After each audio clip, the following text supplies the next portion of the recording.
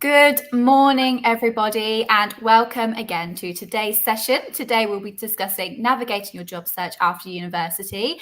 Of course, I am joined by Leanne. Leanne, how are you this morning? I'm great, thanks, Becca. How are you? I'm very good, thank you. And we also have our expert guests today, ×2. So we've got Elisha and Kardi, both lecturers at the University of Northampton. So before we dive down, Leanne, do you just give a quick intro to who we are at the One Group? Yes, thank you. So for those of you who haven't heard of the One Group, we are a recruitment agency. So anyone out there looking for a new job or to get your foot on the career ladder, come to us. We have different divisions within marketing, accountancy, finance, HR, office support, tech and engineering, IT, all sorts of different arenas that you can go into, and we'll have jobs from startup companies all the way to global companies. So if you just wanted to see what we can do for you, send your CV over and one of our recruitment consultants will help you out. Awesome. Thanks, Leanne. So Kardi, let's go over to you. How are you today? Very well, thank you. Good. And do you want to just give a little intro to who you are? Sure. I'm a senior lecturer at the University of Northampton, and my specialist subject is, I feel like I'm on a quiz show now. Digital marketing is the main thing I lecture. I look after the masters in digital marketing. Thank you. And Elisha, how are you today? I'm good, thank you. A little intro to yourself. I'm kind of Kardi part 2.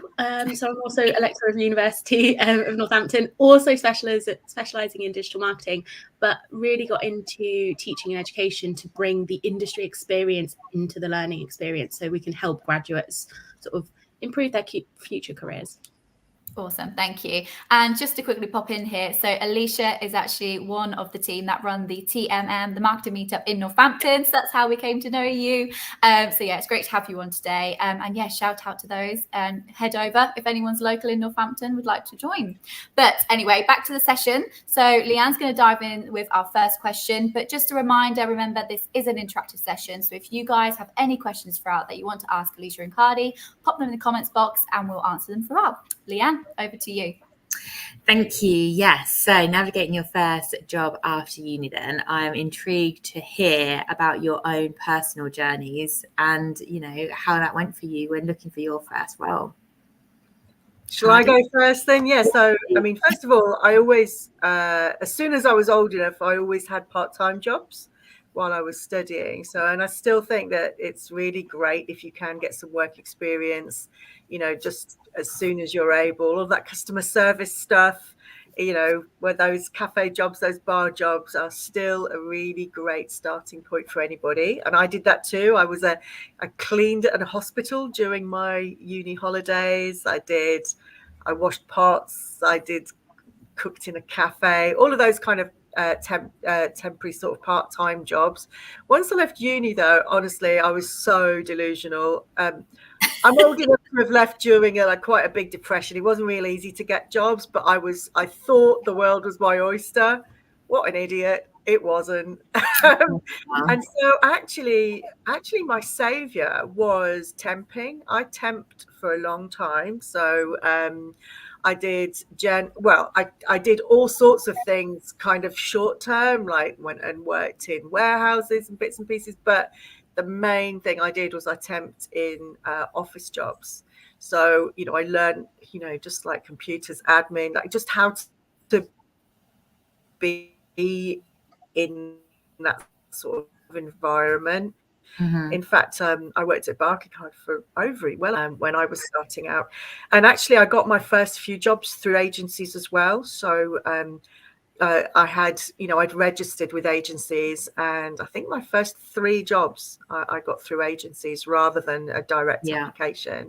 Yeah. And once I got a bit more experience, then I started to sort of do the direct applications. But actually, that was quite a lot later. I mean, the first kind of big job that I did working, because I worked in advertising, then I worked in print, and then I worked in an agency. I had my first marketing agency job, which I got through a recruitment agent. So so thanks, guys. I always think, why would you want to do it yourself when we can do it for you? Were a really big part of my early sort of job hunting. It's probably because there wasn't the internet then as well. That's true. Newspaper, wasn't it, Kardi? Yeah, it really was. Buy a newspaper on a Thursday and look for a job. My goodness, that's so ancient. It's like wearing a sandwich board out in the streets. Hire me. No, but, they wear sandwich boards. What about you, Elisha? How was your journey?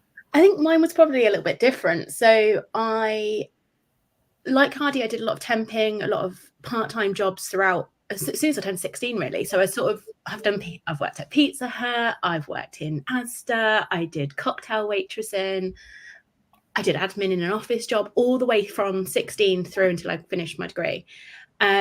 But the big key thing I think that I did do during my studies was internships. So it was very early doors in terms of internships were very American at that point. They barely spoke about here in the UK. So they were quite hard to find, and I had to take unpaid internships. So I set a mission. I did one every year, just a little. Some of them were 2 weeks, some of them were project work, but just something. So I had something every single year of my studies. And because of that, I got really lucky, and I graduated in the summer. So I finished studying sort of May time, did my last exams. We still did exams then, and writing essays in exam conditions.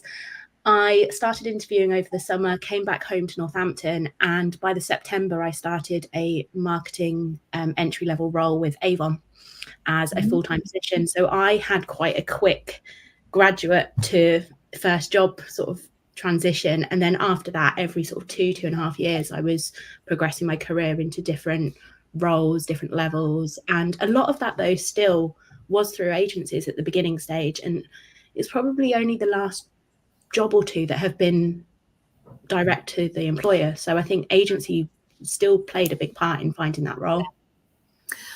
Well, my journey as well, if I can tell you my little story, I went to the Northampton University, and Kardi was actually my lecturer as well.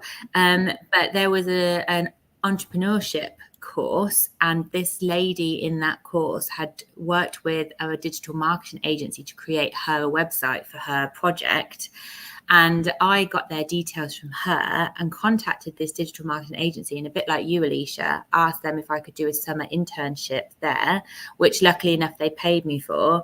And I just did the summer. And then after I graduated, I contacted them and said, did they have any roles available? And they said they did. So I literally went straight from uni into this job where they already knew me and started working in a digital marketing agency. So it's literally amazing, like what you can do when you actually use the people around you as well. And I think it is that networking, isn't it? It's that making friends and building professional relationships. And I still, to this day, swear down the reason that I got that first job was because the interviewer also was in girl guiding. And at the time, still heavily involved in girl guiding, running brownie and guiding units.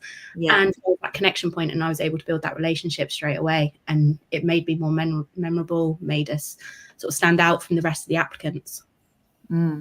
So what would you say, Elisha, was your biggest challenge then? Sort of in that transition from university life into the world of work? I think there was two for me. One, you don't know everything, and you think you do because you've graduated. You think you know everything. You think you can do all of the jobs. You don't. You've still got a lot of learning to do and a lot of sort of understanding the real world to do. And then alongside that, the second one is probably the soft skill side. My soft skills were trained for the education that I was in. I was in sort of a particular university that was very academic focused. The way that they taught soft skills was very different to the world of work. And I'd never been taught how to make small talk, for example. You want something for it. And that didn't land well in those first couple of jobs. And I remember one of my first sort of one-to-ones being told that you can't just walk up to someone and go, can I have this? Even though that's their job, they have to give that to you. You have to go up and make small talk and actually befriend someone first. And I was like, why? And it took me a while to get used to that. So I think, soft skill transition and sort of politics of the office was a big learning curve. What about you, Kardi?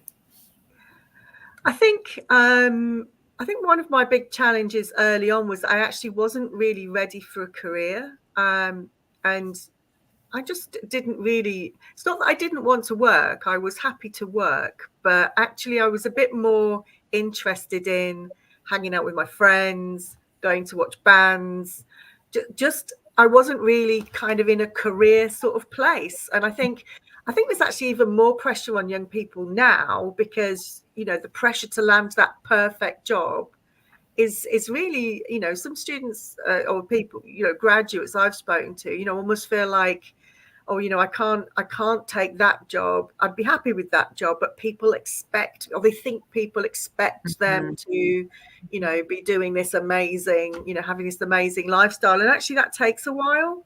Yeah. And for me, I was actually perfectly happy just having enough money to pay my bills, you know, just learning to be, enjoying, you know, just enjoying the sort of start of my life, really, rather than actually being super committed to my career. And I feel like I needed that bit of time. It's all right. It doesn't happen for you straight away.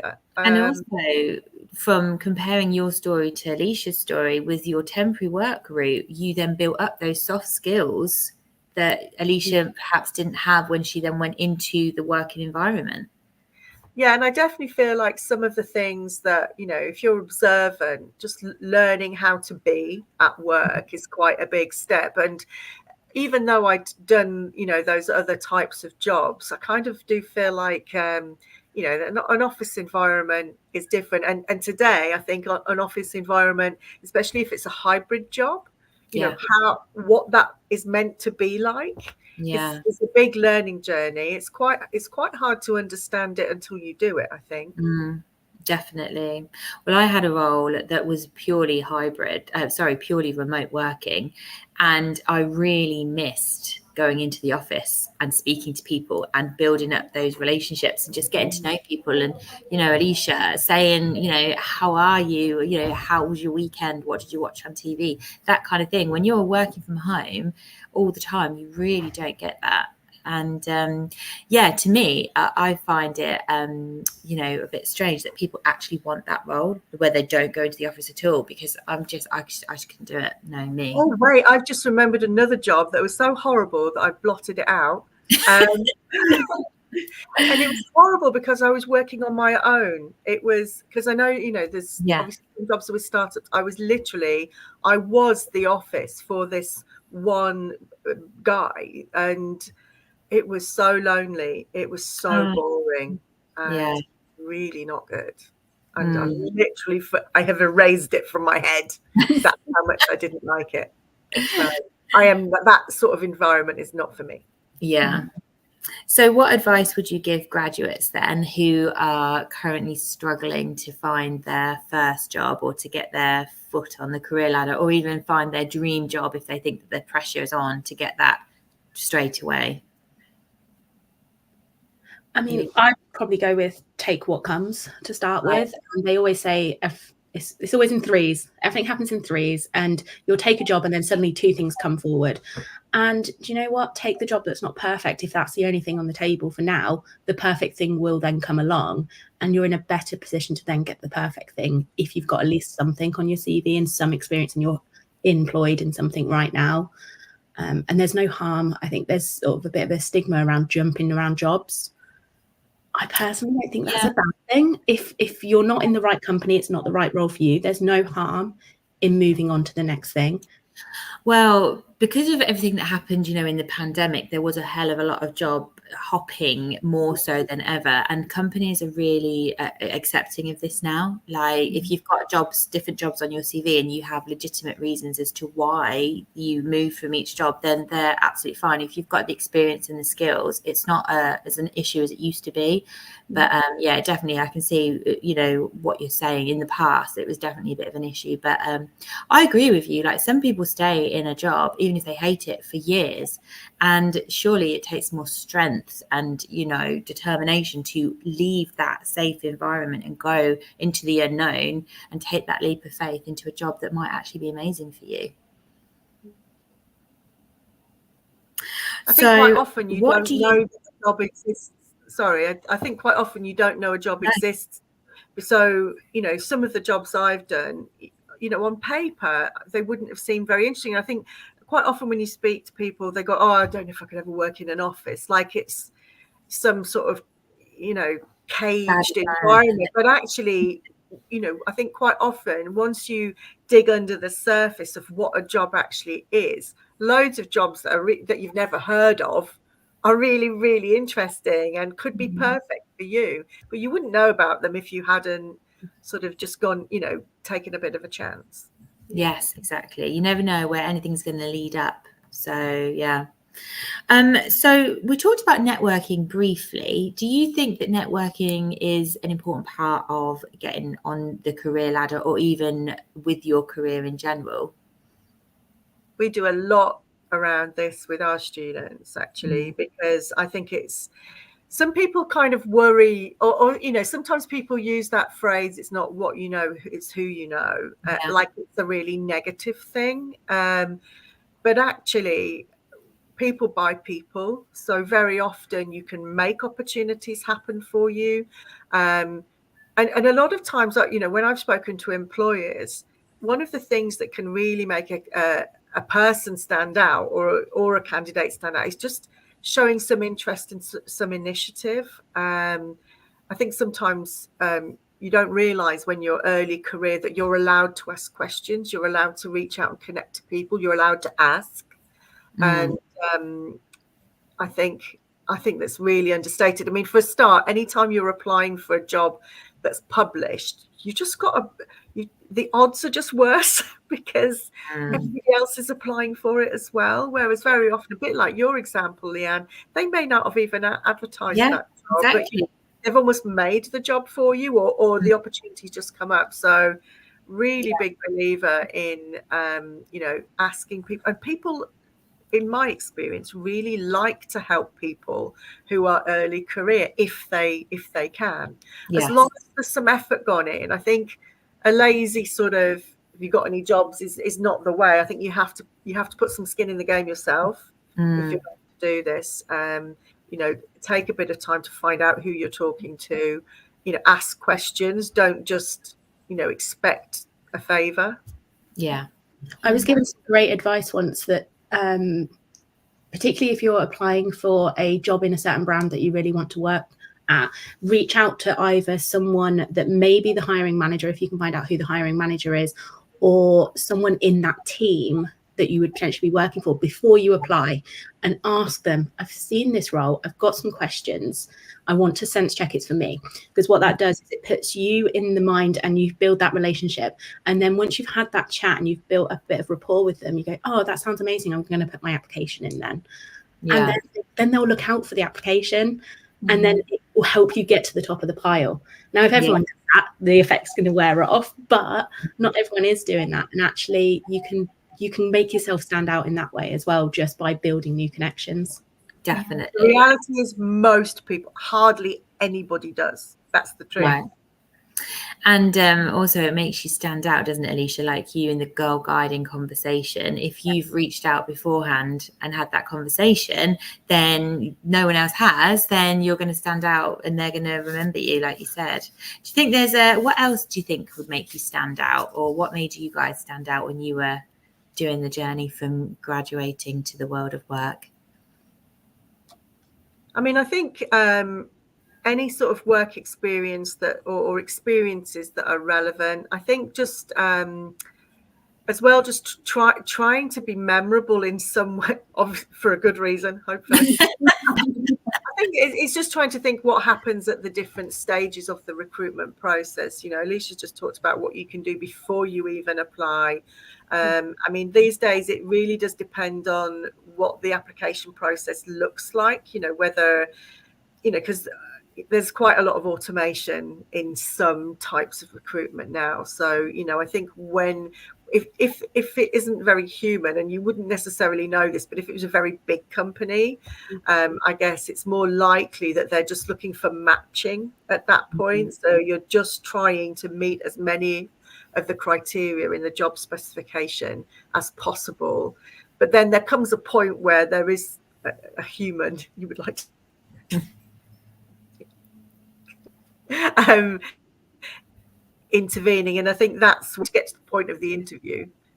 the covering letter just having something in it that doesn't sound like, bland, robotic.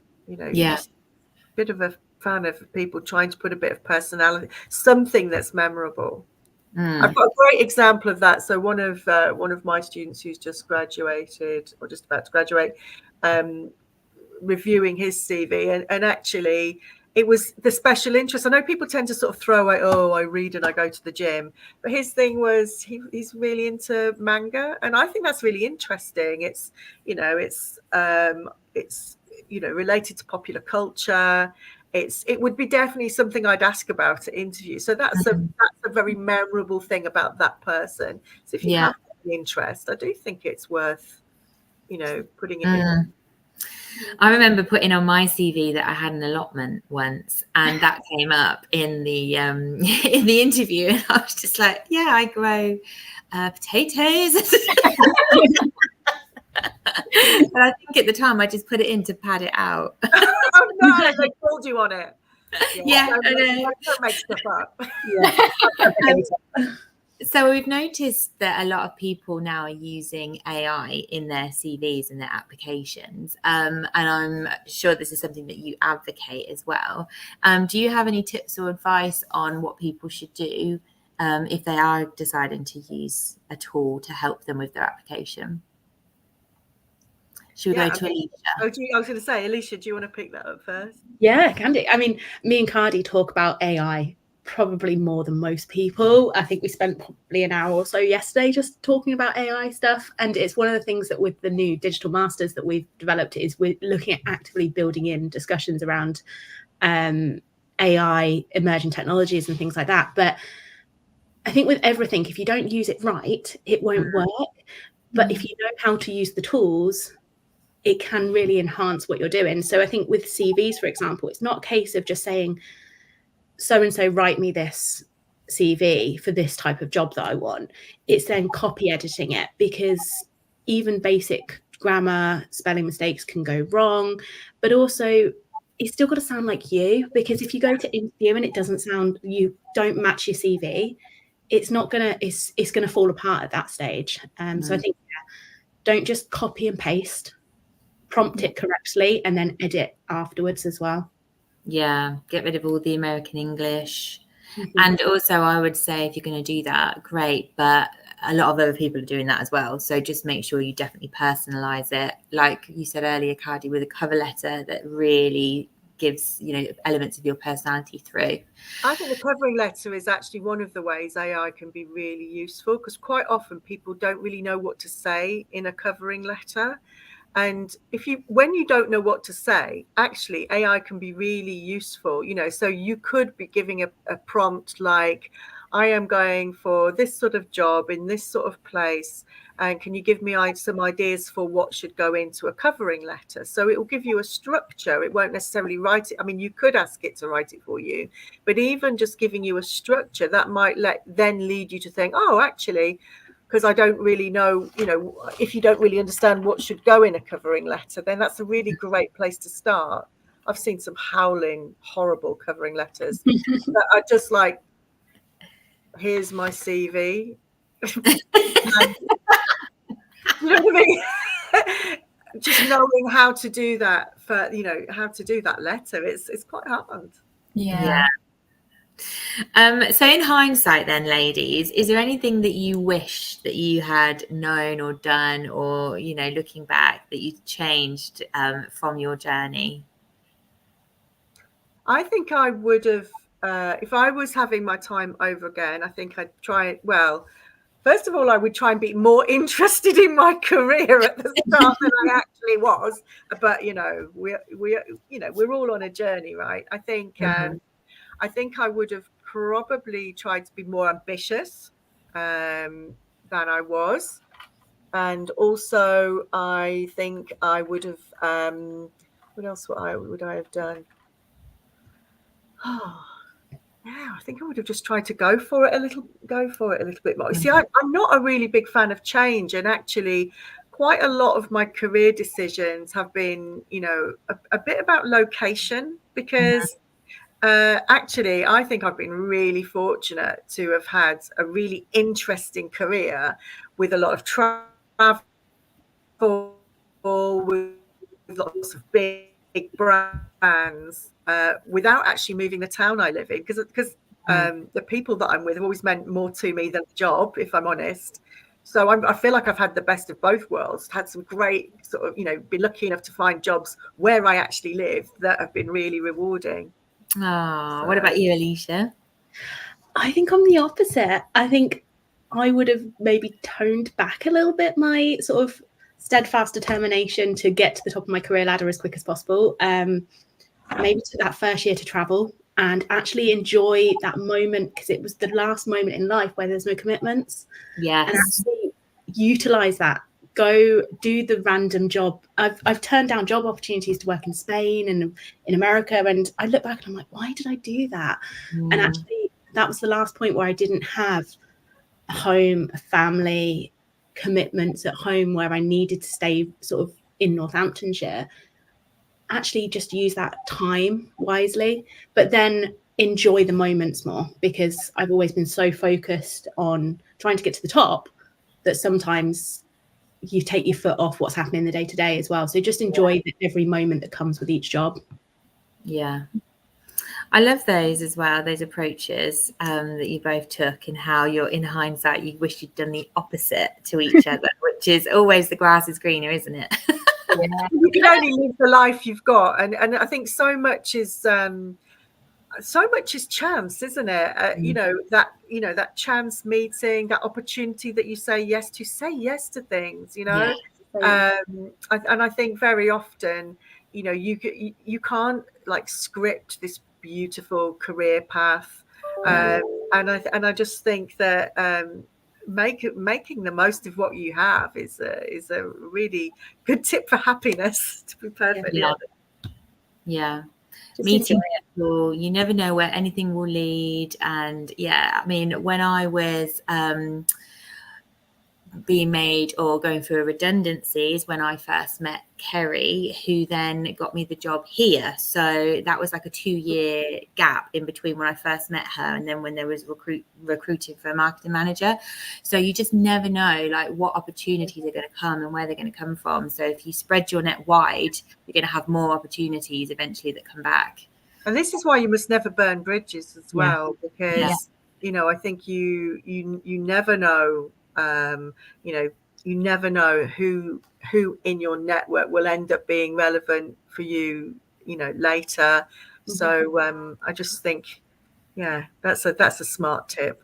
I say that to a lot of our students all the time, is you never know who's going to be the hiring manager next, or the person referring you for job. It could be the peer that sat next to you, or the person that's a year above you, because you just never know. And, I think me and Kardi are testament to that. I worked with Kardi years ago when I was in a different role.